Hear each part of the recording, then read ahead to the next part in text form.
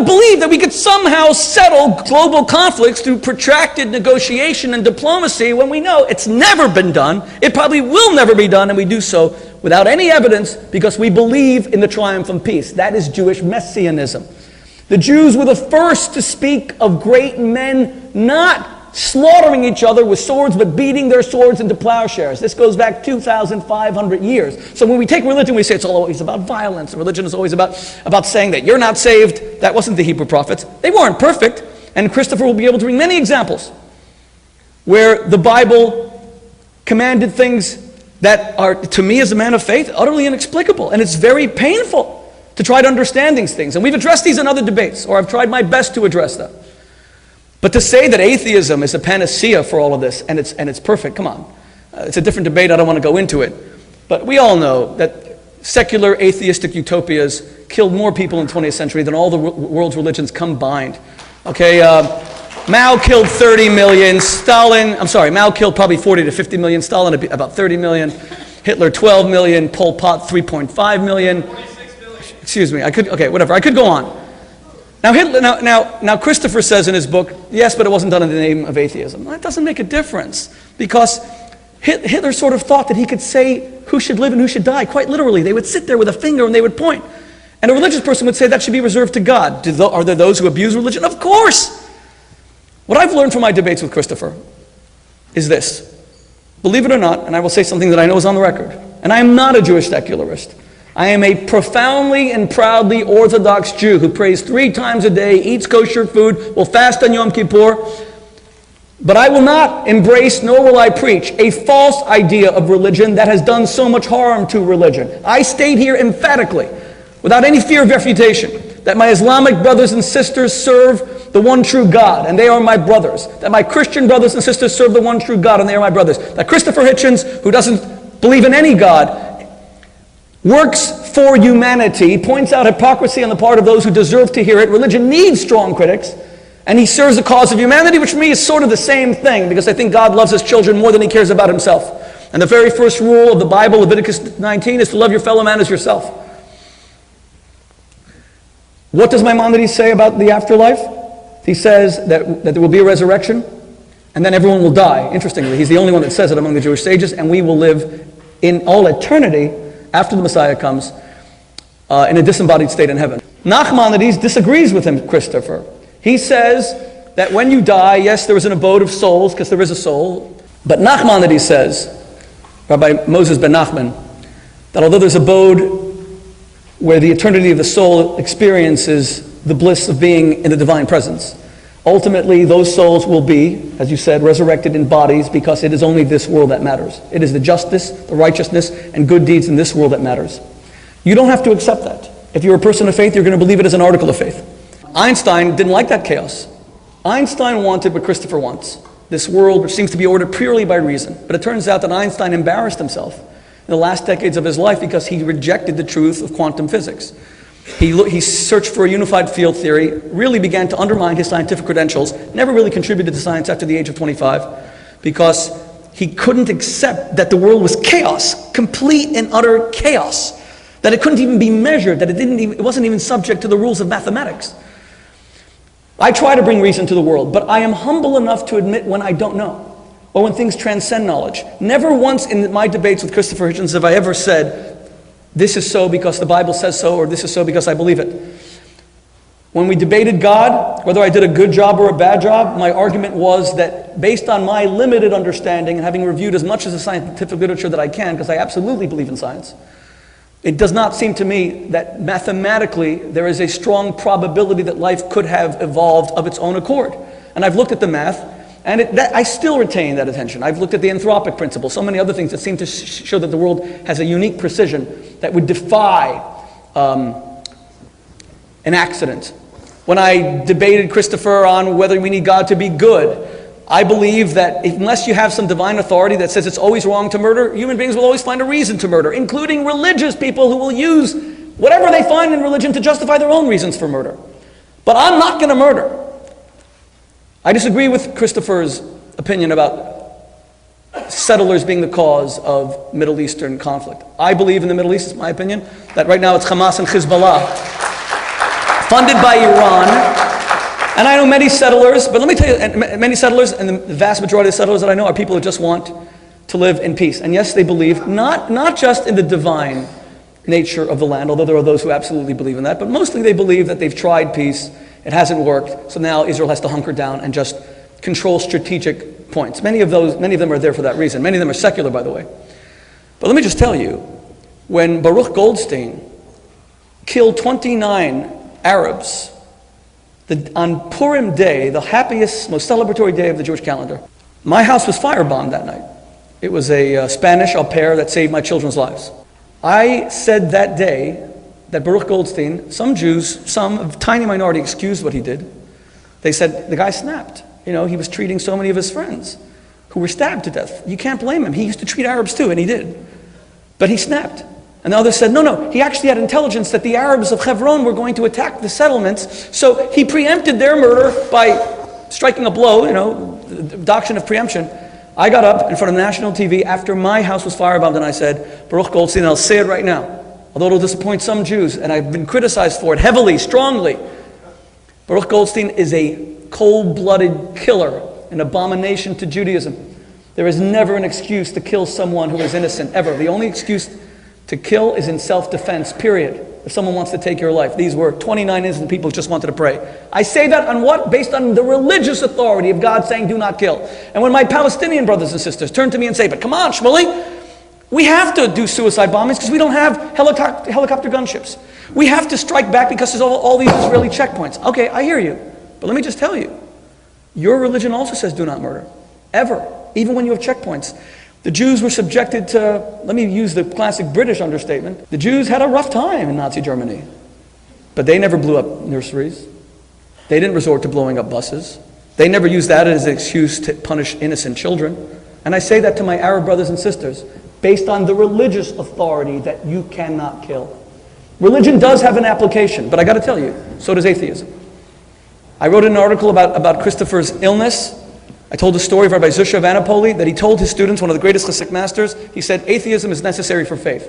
And they were about to tear their clothing. They heard blasphemy. Atheism is necessary for faith? He said to them, every time you see someone who's hungry, someone who's naked, who needs clothing, your first reaction as a religious person is, there's a God, he'll provide. You're supposed to doubt it sometimes. What if there is no God? What if I am the one who must stand in God's stead? We need intelligent critics of religion.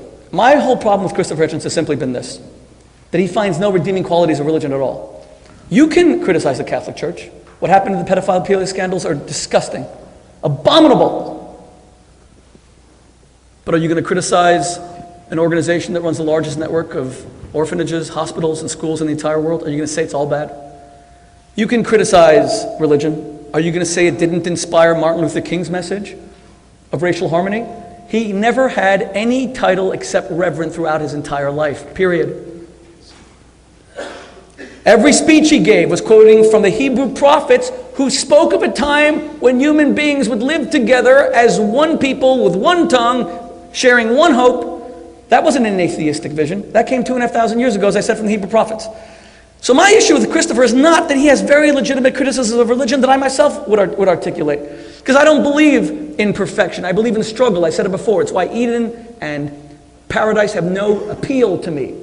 I want a place where I wrestle with my conscience to try to do the right thing. Heroism is found specifically when there's two sides and you have to triumph one over the other. Especially not slaying dragons outside of you, but the demons that live inside you.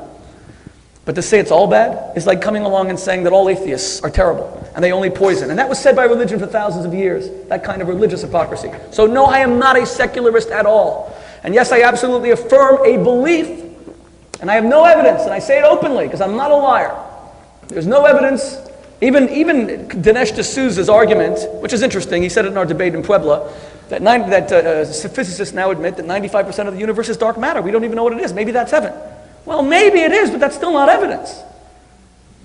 Some people say when you believe, many scientists who are atheists believe in extraterrestrial life. Why do they believe in it? Christopher said that science is about hard evidence. We don't have a scintilla of evidence that there's any life on other planets. Nothing, zero. And yet we spend billions with radio satellites and probes looking for this thing, and there isn't a scintilla of evidence. You may as well look for heaven. It's the same thing. In fact, more people probably believe in heaven. But again, I accept his argument about evidence. I believe in an afterlife, the way the religion describes it. I believe in paradise. I believe in all those things because I'm religious, and it's the foundation of my life, these beliefs. And yes, they don't always lend themselves, and they're easily ridiculed, I agree. But there are many things in life that do not lend themselves to evidence. But what I'm saying is, none of this is ever emphasized in my faith. None of it. Jews almost never discuss the afterlife. This world, feeding the hungry, clothing the naked, giving hope to the hopeless. That's why Judaism is such a this world grounded religion. We actually say that this world is the one that matters. There's nothing secular about it. So your vision of religion is not the one that I buy into. But thank you very much. Sorry I went on. I think that having, so to speak, invented the toxin of monotheism, it's a wonderful thing that Jews have been the greatest contributors to undoing it. By means of discovery in every possible field of endeavor, beginning with the great first Baruch, and then when he changed his name, Benedict Spinoza, who was the first one to see through the idea of a creator God, a personal God, one who answered prayers, one who made special covenants with different tribes, and all this other delusion, and for his pains was very, very horribly expelled and bullied out of his synagogue in Amsterdam and pelted around Europe by all the Christian powers who for once agreed with what the leaders of a synagogue had done by way of putting an end to free thinking. And we still don't know whether we have as much as half of what Spinoza actually wrote, a lot of which had to be in code.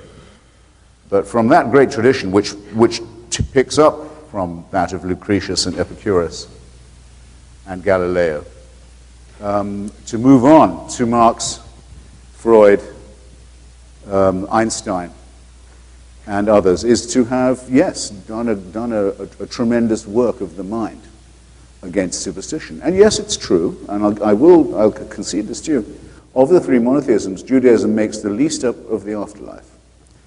I mean, there are two words for hell that we have, Sheol and Gehenna, I think, are at least two, that are Jewish religious words. But there's a great deal of argument about what you need to do to get there, and whether you're in the same chemical composition as you were when you were who you said you were. And yes, I'll give you this too. Jews in some way look forward, I would not say it's completely in the material world, they look forward to supernatural events in the material world, such as the little child leading the predator, or in some versions the lion lying down with the lamb. We remember Woody Allen says, well, maybe the lion will lie down with the lamb, but the lamb won't get much sleep. You know, it's still expecting supernatural results in the natural world, which to me qualifies as religious. Of course, there could be an afterlife and no God. That's quite possible. There could be a devil and no God while we're inventing supernatural entities. There could be a hell and no heaven. That's all quite possible. There could be a God and none of these. They're all contingent. Why? Because they're all so obviously man-made. Now, in that, I don't see, granted this, what is meaningful in the statement that one is religious anymore. To say a couple of words, mildly, in defense of the Marxist conception of history, at least, well, it grounds itself on the idea that there is no supernatural dimension, that the material world is sufficient explanation for people's motives. And as Marx writes very brilliantly in his critique of Hegel's philosophy of right,